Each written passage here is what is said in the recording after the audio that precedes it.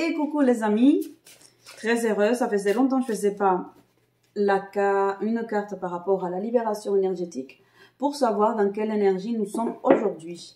Dans cette semaine, de quoi il s'agit, qu'est-ce qu'on a besoin de travailler, qu'est-ce qu'on nous dit au niveau psychologique, voilà, de là où nous en sommes. D'accord? Donc, ce tirage concerne faire le point sur qu'est-ce qu'il faut travailler, qu'est-ce qui est conseillé, qu'est-ce qu'on nous suggère de travailler au niveau psychologique pour libérer les blocages et pouvoir aller de l'avant. J'espère que cette vidéo, elle te plaît. En tout cas, laisse-moi ton commentaire, pense à la partager pour qu'elle puisse aider un maximum de personnes. Alors.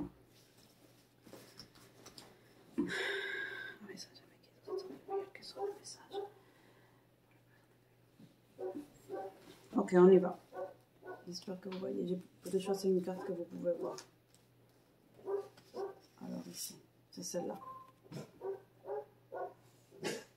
Alors, il y a ma chienne qui se manifeste, c'est Luna. Elle nous fait coucou à tout le monde.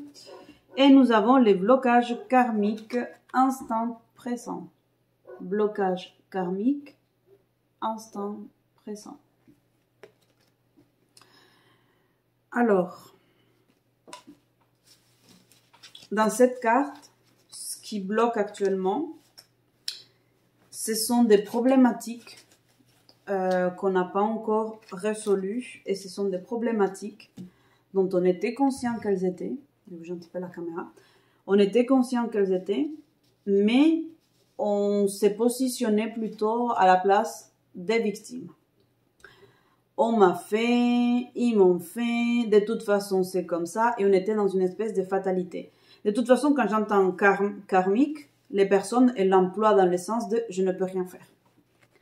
Et ici, il ne s'agit pas d'un blocage que vous n'avez pas, dont vous n'avez pas un pouvoir d'action. Ici, on nous indique concrètement l'instant présent. Ça veut dire que c'est quelque chose qui va se présenter à vous ici et maintenant pour que vous puissiez le changer. Comment on peut changer les choses? Déjà quand ça passe par la conscience. On ne peut pas changer quand on est dans un mode répétitif et dans un mode automatique. Ma mère me dit ça, je lui réponds ça, on se fâche pendant un certain temps et ensuite on fait la paix. Plus ou moins. Et ça repart, et elle m'a dit ça, je me fâche, je lui réponds, on s'éloigne et on refait la paix. Donc là, vous êtes dans un schéma de répétition, et il n'arrive pas à la conscience. Et c'est là, en fait, dont on a un pouvoir. C'est là qu'il faut agir. Pourquoi? Parce que quand vous êtes dans la conscience, vous dites, ça y est, je vais aller voir. Je vous donne un exemple. Vous pouvez l'adapter selon votre cas. À chaque fois que je vais chez ma mère, ça se passe mal. Parce qu'elle me stresse, elle m'énerve. Et donc déjà, vous commencez à vous agacer, à vous énerver. Vous arrivez chez votre mère, elle peut avoir les meilleures intentions, mais elle a peur parce qu'elle s'est dit, j'espère qu'on va pas se disputer, j'espère qu'on va pas se prendre la tête, j'espère qu'elle sera bien parce qu'elle est toujours pas contente. À chaque fois, on se prend la tête, à chaque fois, on se dispute. J'espère que cette fois-ci, ça va aller bien. Et donc, du coup, elle a ses peurs, vous avez les vôtres, vous arrivez dans le même endroit, vous partagez quelque chose et qu'est-ce qui se passe? Boum! Mais les deux mondes se rencontrent parce que vous attirez aussi ce que vous craignez. Dans la loi de l'attraction dont on n'arrête pas de nous vacciner, ah oui, vous attirez vraiment les choses avec votre pensée, mais vous attirez aussi, j'oublie souvent de vous le dire, vous attirez aussi ce dont vous avez peur.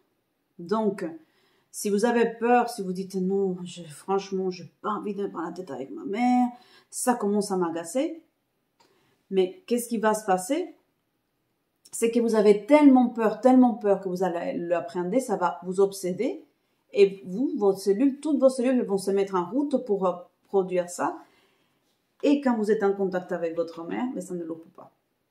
Et là, vous dites, non, mais c'est ma mère et moi, ça ne sera jamais. Et elle continue toujours à me prendre la tête et je ne la supporte pas.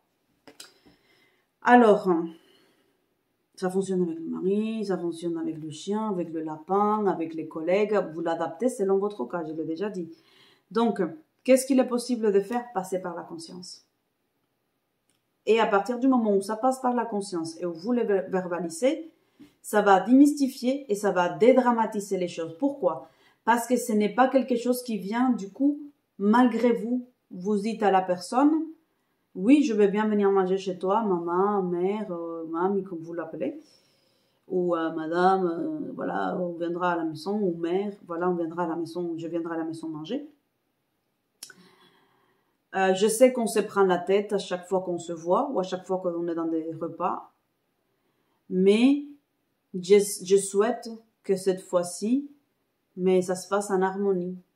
Je souhaite, et là vous commencez à dire oui, j'ai identifié le schéma.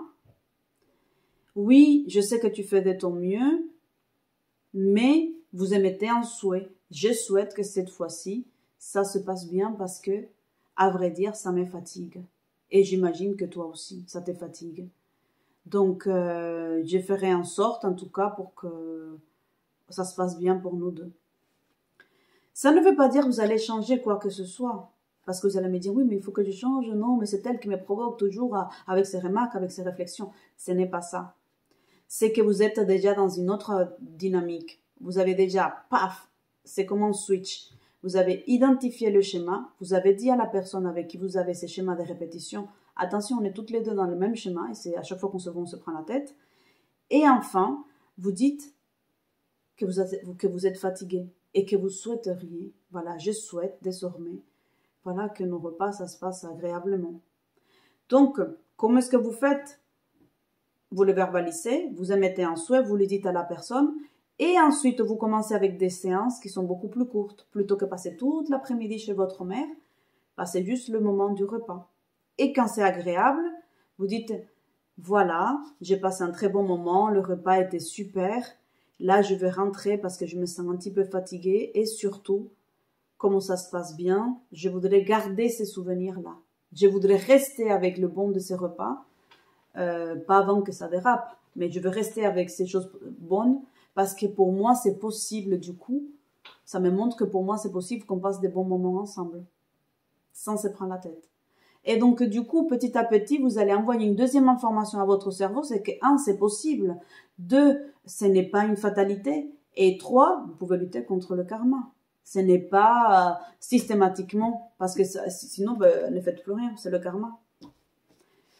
Donc, vous avez un pouvoir d'action et il est temps de l'exercer. Et ça, vous pouvez le faire, je vous ai déjà dit, avec tous les cas. Donc, qu'est-ce que vous pouvez faire?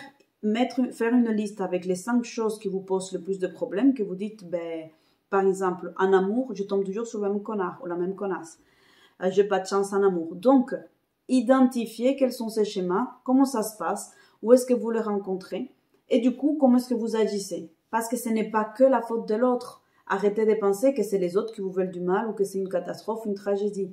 Donc, soyez responsable et dites, voilà, je tombe toujours sur le même con, ou à chaque fois, ben, ils me laissent tomber. Ou à chaque fois, ils sont tellement saoulants que je suis obligée de partir. Ou à chaque fois, ils me trompent. Ou à chaque fois...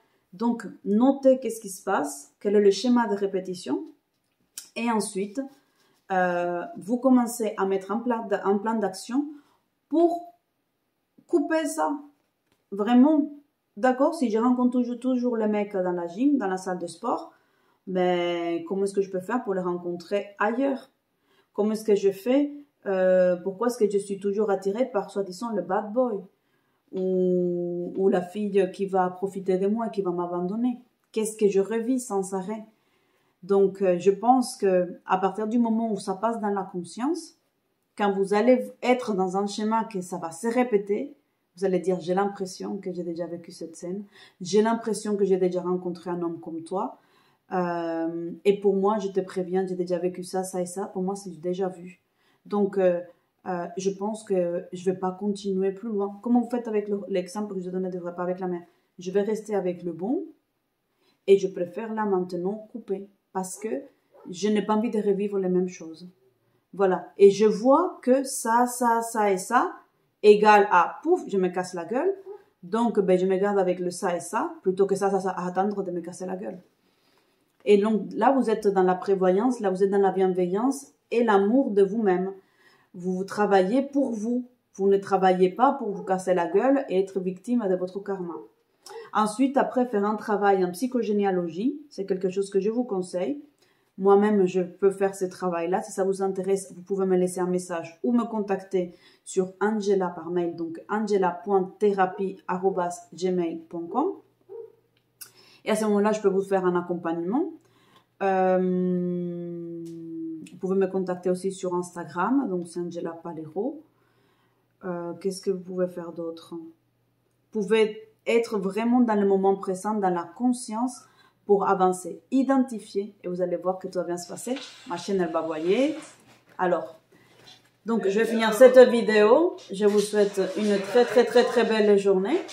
Prenez soin de vous et je vous dis à très bientôt. Ciao, ciao, ciao.